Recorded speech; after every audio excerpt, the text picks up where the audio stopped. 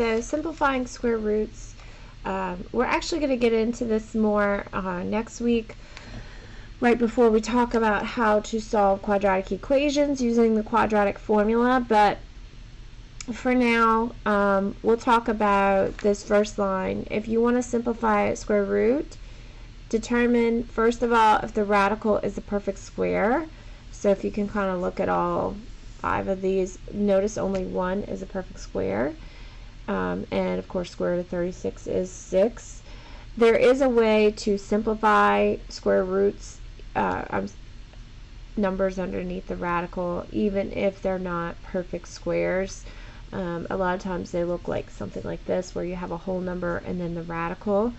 So if you kind of remember that skill, you may want to refresh your memory over the weekend what that's all about.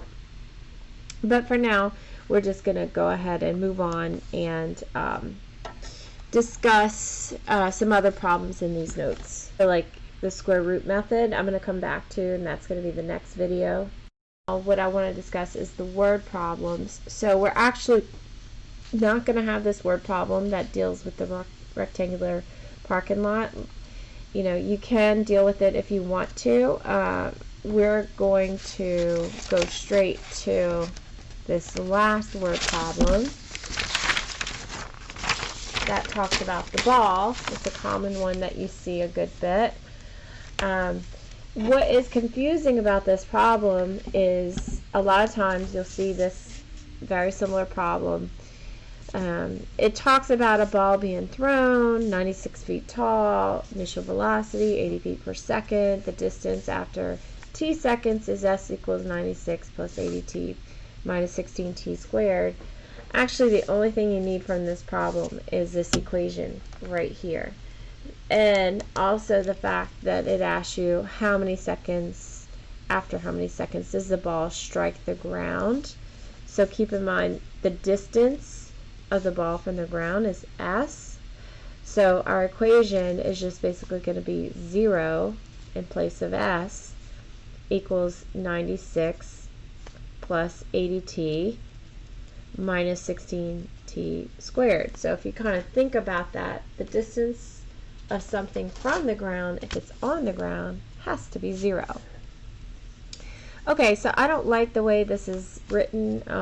It's kind of out of order, so I'm just going to write my trinomial on the left. I'm going to put my t squared first, and notice 96 is positive, so that one gets a plus. And as I've stated in some earlier examples, I never want that negative in front of my lead term. And also, I happen to know that 16 goes into 80 and it also goes into 96. So we can actually factor it out, and I'm going to factor out a negative 16 because, again, you don't ever want a negative in that first spot. So if I divide negative 16 by itself, of course, I'm going to be left with that t squared. 80t divided by negative 16 is going to change the sign.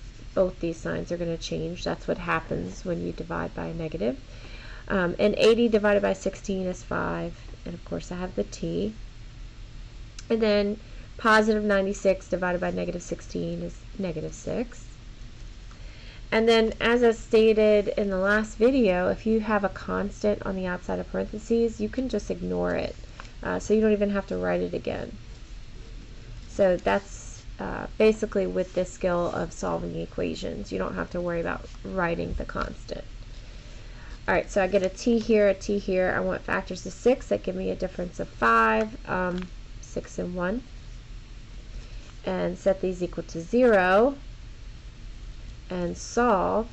So if I set t minus 6 equal to 0 and solve that, I end up with positive 6. Here I'd end up with a negative solution, and since t represents time, you can't have negative time. So part of interpreting the result is realizing that, and our answer is going to be 6 seconds.